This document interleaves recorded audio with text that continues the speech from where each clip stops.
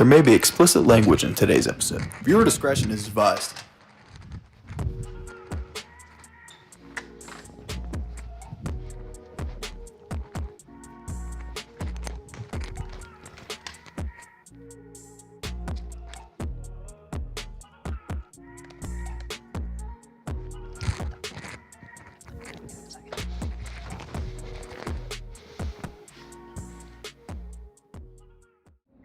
All right, ladies and gentlemen, back on whatever episode of Tailgate Talks this is. I have no idea when these videos go up. Now, since we're doing going to 100 episodes in April, this could be up in like February for all I know. But yes, so we're doing a basketball technique video with the greatest Greenville basketball player of all time, Joe Batt, here, Greenville High School, and just want to clarify something. Obviously, you see that I do not have the glasses on. So, Alex, Dom, my high school, my hometown, screw the whippeal. There we go. But I got these for you still,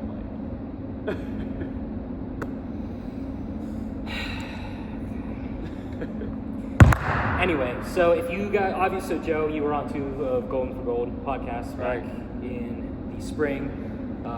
In case you guys don't know who Joe is, I was gonna say probably take a step back because you're tall. But if you guys don't know who Joe is, just go to Bob Greenberg's Twitter, type in Joe Batt, and a lot of information will come up. No, but yeah. So obviously, with everybody that knows you, of course, just the teams back in the day with Connor, Mike, Squints, TK, Trap, all of them. 2 district championships, 1,000 points. I don't know if it's in the frame. Yeah, zoom in. It's right. Zoom in. It's right there. His name's right there. but yeah. So I guess to start off, now I need you to think back way back when you first grabbed a basketball. Right. What was like the first things that helped you learn how to properly, I guess, ball mechanics, shooting, just whatever. Well, it was probably my dad put a basketball in my hands at a young age. Shocker. He always coached, and I was always, at his team's practices. And, all of this stuff that I'll kind of show everybody else came from him. It came from him teaching me technique and, work ethic too, all that stuff. But, yeah. Yeah, and by the way, it's literally just us two in this gym. I literally have my new iPhone 16 set up on the table and like literally sitting on a recycle bin. We're making the best. We made it work. We made it work. I didn't know how this was gonna look, but we made it work. But yeah. So I was thinking to start off by just simple layups. Okay. How you did that and go from there. Also, I guess dribbling too, because obviously you kind of need to know how to dribble to play basketball. Yeah, I'll do just dribbling. A couple teaching points would be always being in your stance. You never want to come up the court dribbling standing straight up. So always being in your stance. And when we're working on our dribbling in drills and things, I tell people just pound the ball as hard as you can. Whether you're going like this, or crossovers, or just pounding it, dribble this thing as hard as you can, and don't be afraid to make mistakes when you're working on your dribbling, because that's the only way you get better. There you go. So that's what I'd say about dribbling. Yeah, there you go.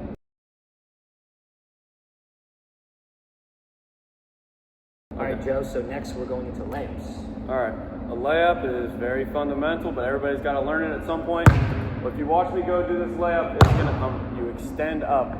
If you're shooting a right-handed layup, you're going to jump off of the opposite foot, and then your right leg is going to go. This might look backwards on the camera. I don't know how it will be.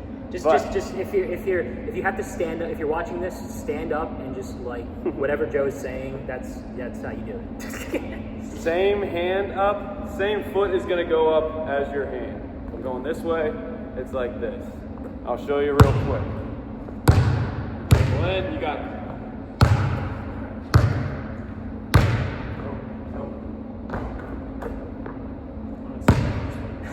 I'll do one from the other side too. Same foot, same hand.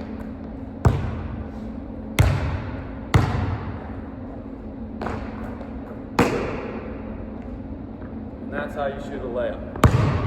Yeah, like I said for the first one, it would have been something you just missed. I know. I said I'll go to left hand, maybe it's a little shaky. Good. But yeah, so actually we'll get this first question because like if I have like a question that comes up from the top of my head, I'll go from there. Obviously, big news, your dad's back.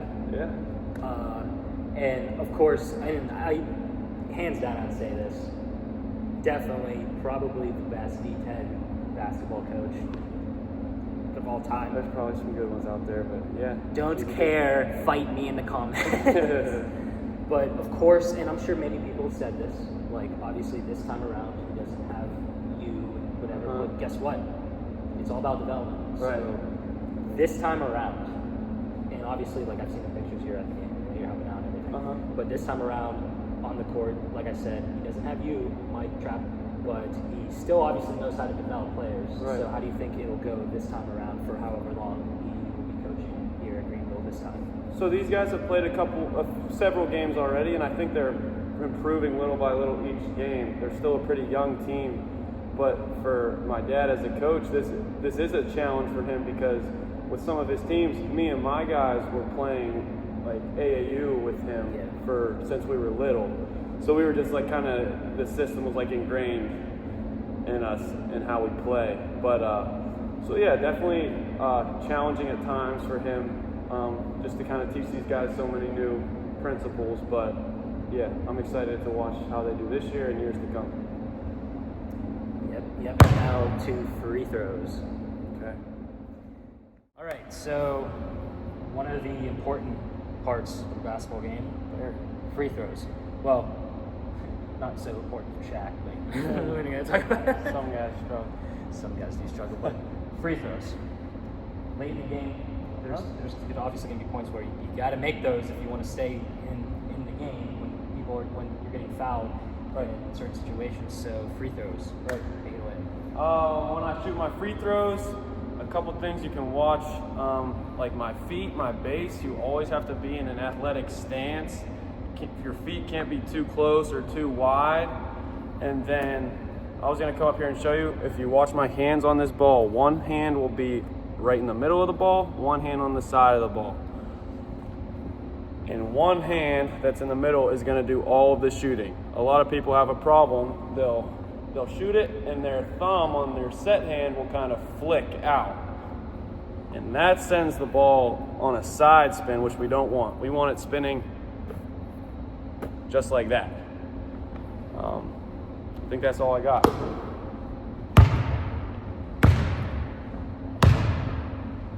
Also, it's important to always have a free throw routine and stick to it. I've been doing the same free throw routine for a long, long time, so.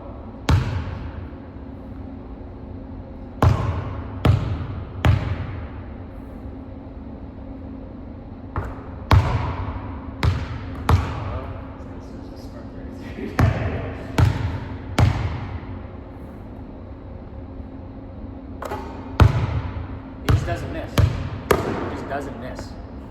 Of course, there's multiple takes because camera angles, but he just doesn't miss. But A lot of practice. A lot of practice. But yeah. So obviously, I mean, I told you before that there's two different audiences. One, the ones that listened to the podcast before, which was probably more so obviously locally Greenville. Right. Once I promoted it on Twitter, right. And then obviously Tailgate Talks, our main one. Mm-hmm. So for the Tailgate Talks viewers, Okay. obviously 2 district championships. Yeah. If you had to pick one moment From high school? from high school, and it could be the 1,000-point game too, Yeah. which moment was your absolute just favorite moment that you would love to relive again? Winning a District 10 championship my sophomore year. We had a lot of guys in my sophomore class who played, and I guess it was that year because I was really close with the senior on the team, Trent Mackerlane, and a couple of juniors as well. It was just kind of when we had all of my guys who, when I think of high school ball, we were all on that team, and it was our first District 10, and it was probably the best memory. Yeah. And of course, the second district championship was up at Edinburgh. Yeah. Fun fact for you Tailgate Talks listeners. Packed that place. Yeah. God, I remember that. I remember. I was at both. Yeah, but yeah. fun. So all right. So next, where if you know Joe, and and you've been at plenty of Greenville basketball games in the past, 3-pointers. And before we cut the camera and we moved the table again, there's one 3-pointer that I remember. I think it was the 1,000-point game, and obviously you mentioned that, like, oh, cool, 1,000-point game, but we lost that game. It's the thing I remember. Right. So it was a long 3, and when I say long 3, I mean long. You have to go to where it actually was, but do you remember, like, anything on this side? Do you remember how far? It was probably a volleyball line. Yeah, the volleyball line. This dude. Right there. That is where he made that 3 during that game, and this place exploded. but all right. 3-pointer. All right, 3-pointer. I like to call this the Joe Batt specialty. Maybe. So, take it away. Okay, the first thing I would say when we're moving out, we just shot a foul shot, and now we're shooting. Shooting 3-pointers.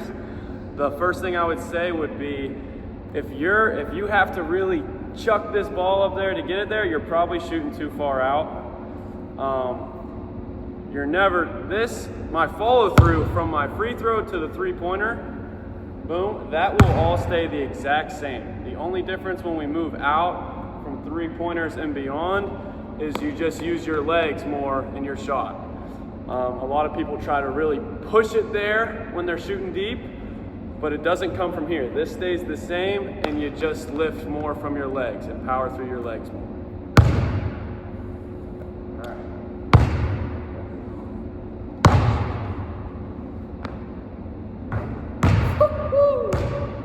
Told you, doesn't miss. Screw the whipping. Now my feet are always balanced. Feet balanced. This stays the same.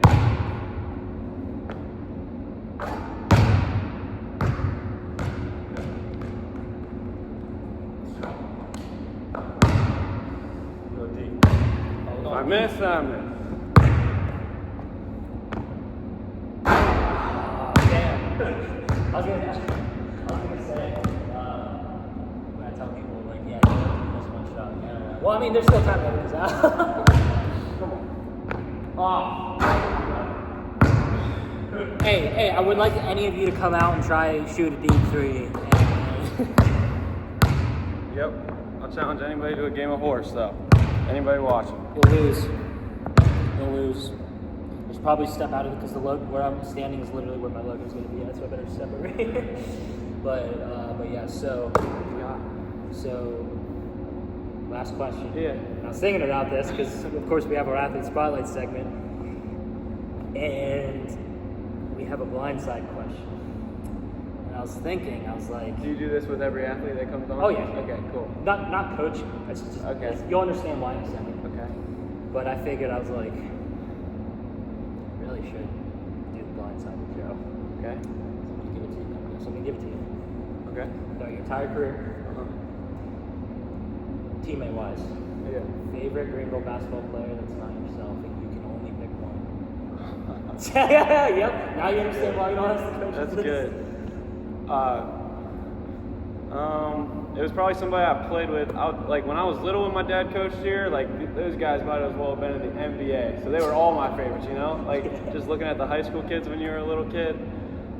Favorite teammate is Trent McErlane because he's 2 years older than me. He taught me a lot. We spent a lot of time in here together, and we still talk hoops often, and we love talking hoops to this day. So, yeah. Man, yeah, no, I can't leave out all my guys who I didn't say.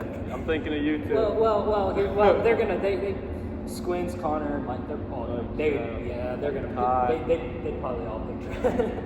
So there you go. Ooh, Yeah. another one. Yeah. Favorite leader of the student section. Oh, that's a good one. You say Benny and one now.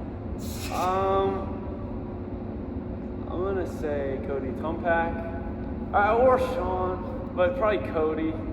Cody was at dang near every game, and he would really get on people on the other team. So I don't know. I always felt good when Cody was up there in my corner. But yeah, so Joe, thanks for doing this. We will see whenever this comes up, probably next week when I don't feel like shooting another show. But yeah, so whatever episode this is, thanks for watching, and we will see you next week.